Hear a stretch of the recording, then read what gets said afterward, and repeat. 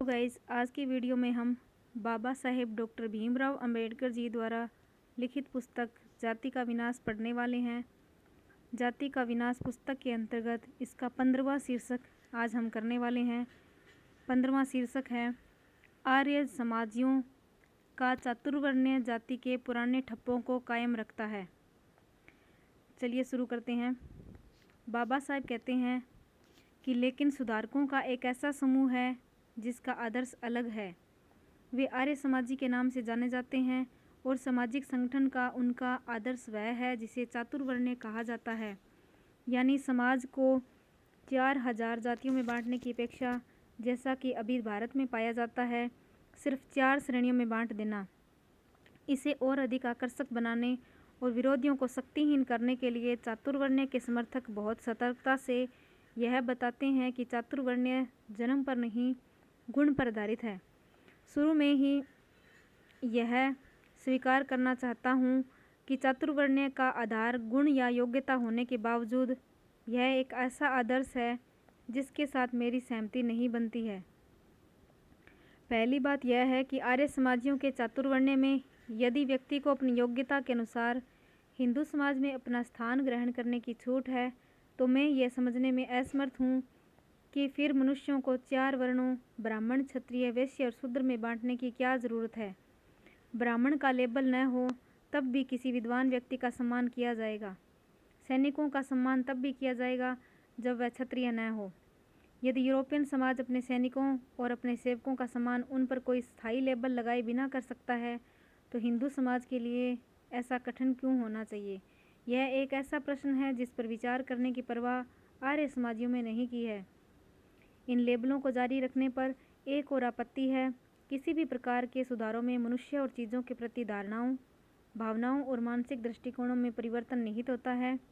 यह रोज़मर्रा के अनुभव की बात है कि कुछ नाम कुछ खास धारणाओं और भावनाओं से जुड़ जाते हैं, जिसके अनुसार मनुष्यों और चीज़ों के प्रति किसी व्यक्ति का दृष्टिकोण निर्धारित होता है।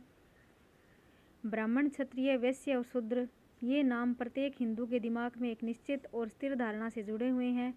यह धारणा जन्म पर आधारित सोपान क्रम अर्थात ऊंच नीच पर आधारित है।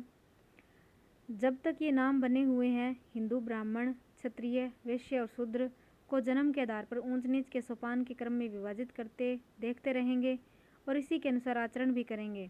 हिंदू को यह सब भुला देने के लिए बाध्य करना होगा, लेकिन पुराने लेबल बने रहें और हमारे दिमागों में पुरानी धारणाओं की याद दिलाते रहें, तब यह कैसे संभव हो सकता है। यदि लोगों के दिमागों में नई धारणाओं को प्रतिष्ठित करना है तो उन्हें नए नाम देने होंगे। पुराने नामों को जारी रखने से सुधार व्यर्थ हो जाएगा। गुण या योग्यता पर आधारित चातुर्वर्ण्य, जिसमें ब्राह्मण, क्षत्रिय, वैश्य और शूद्र जैसे बदबूदार लेबल शामिल है, जो जन्म के आधार पर सामाजिक विभाजन का संकेत देते हैं, एक फंदे की तरह है। चलिए इसका अगला शीर्षक 16वां कर लेते हैं, जो है व्यवहार में चातुर्वर्ण्य को असमाध्यय कठिनाइयों का सामना करना पड़ेगा। बाबा साहेब कहते हैं कि पुराने लेबलों के साथ चिपका हुआ चातुर्वर्ण्य अत्यंत घृणास्पद है और मेरा पूरा अस्तित्व इससे विद्रोह करता है। लेकिन मैं नहीं चाहता कि चातुर्वर्ण्य पर मेरी आपत्ति सिर्फ भावनाओं पर टिकी हुई है। इसने और भी ज़्यादा ठोस कारण है इसके, जिन पर मैं इसके प्रति अपनी आपत्ति को आधारित करना चाहता हूँ। इस आदर्श का नज़दीकी से परीक्षण करने के बाद मैं कायल हो चुका हूँ कि सामाजिक संगठन की एक प्रणाली के रूप में चातुर्वर्ण्य अव्यवहारिक है, नुकसानदेह है और दुखद रूप से विफल सिद्ध हुआ है। व्यवहारिक दृष्टि से चातुर्वर्ण्य कई ऐसी कठिनाइयों से भरा हुआ है जिन पर ऐसा लगता है कि इसका समर्थन करने वालों ने विचार नहीं किया है। जाति के मूल में जो सिद्धांत है वह चातुर्वर्ण्य के मूल में स्थित सिद्धांत से बुनियादी रूप से भिन्न है। दोनों सिद्धांत न केवल बुनियादी रूप से एक दूसरे से भिन्न है, बल्कि एक दूसरे के विरुद्ध भी है। इन दोनों में से पहले चातुर्वर्ण्य गुण पर आधारित है। जो लोग अपने गुणों के आधार पर नहीं, बल्कि जिस परिवार में उसका जन्म हुआ है उसके आधार पर ऊंची जगहों पर पदासीन है, उन्हें अपना यह स्थान खाली करने के लिए आप कैसे बाध्य कर सकते हैं।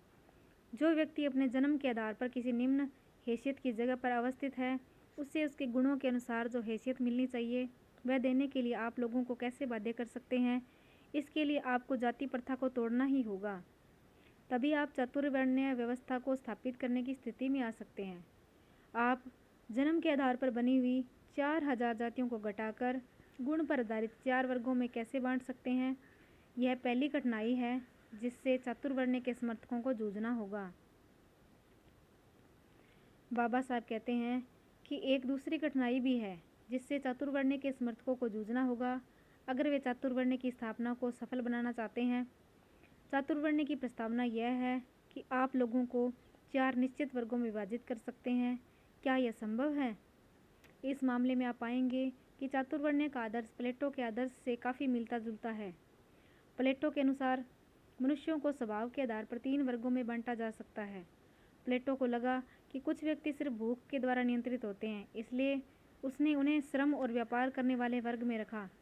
दूसरे के बारे में उसे लगा कि भूख के साथ साथ उसमें साहस की प्रवृत्ति भी होती है। उन्हें उसने युद्ध में रक्षक और आंतरिक शांति में अभिभावक का दर्जा दिया।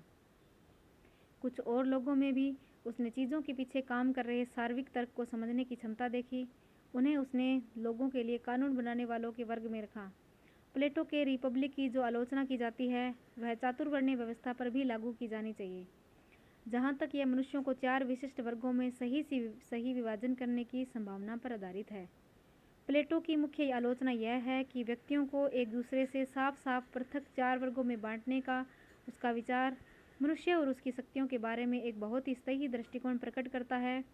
प्लेटो को इस बात की धारणा ही नहीं थी कि प्रत्येक व्यक्ति अद्वितीय है, किसी भी व्यक्ति की तुलना अन्य व्यक्तियों से नहीं की जा सकती और प्रत्येक व्यक्ति अपने आप में एक वर्ग है। प्लेटो ने सक्रिय प्रवृत्तियों की असीमित विविधता और किसी व्यक्ति में कितनी प्रवृत्तियों का समुच्चय हो सकता है यह नहीं पहचाना था। उसकी दृष्टि में व्यक्ति की संरचना में कार्य क्षमताओं या शक्तियों के प्रकार थे। यह सब गलत है, यह दिखाया जाना संभव है। आधुनिक विज्ञान ने दर्शाया है कि व्यक्तियों को एक दूसरे से साफ साफ पृथक 4 वर्गों में बांटना मनुष्य और उसकी शक्तियों के बारे में एक बहुत ही सही दृष्टिकोण है जो विचार करने योग्य भी नहीं है।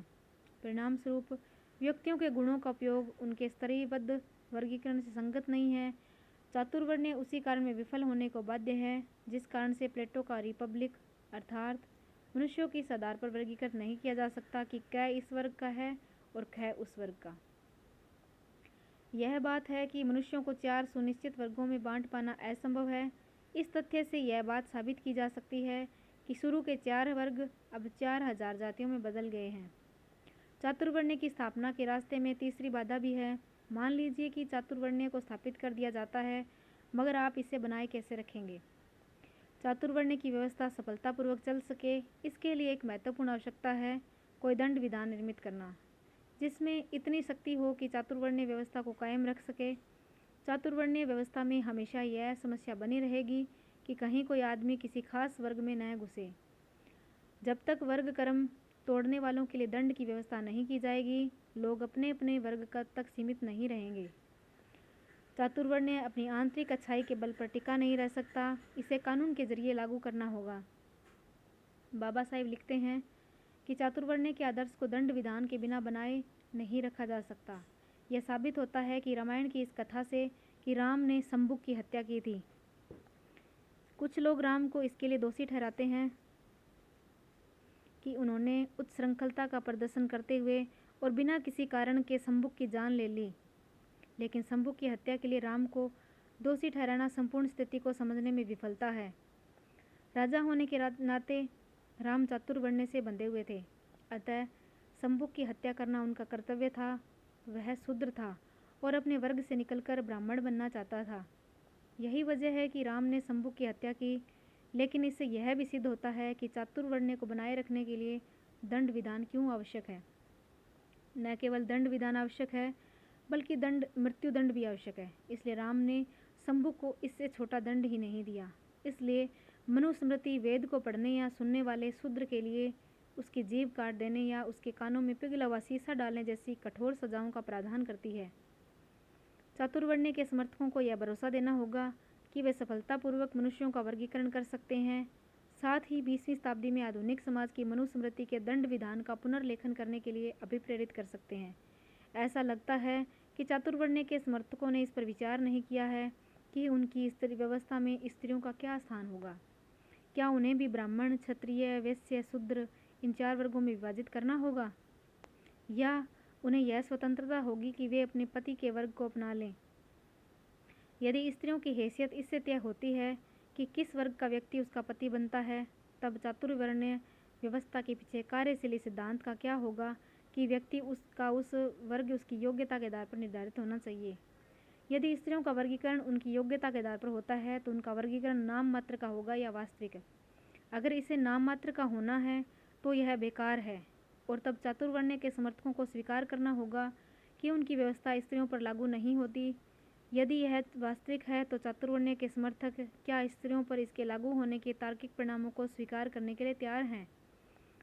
तब उन्हें स्त्री पुजारी या पुरोहित और स्त्री सैनिक को स्वीकार करने के लिए भी तैयार रहना होगा।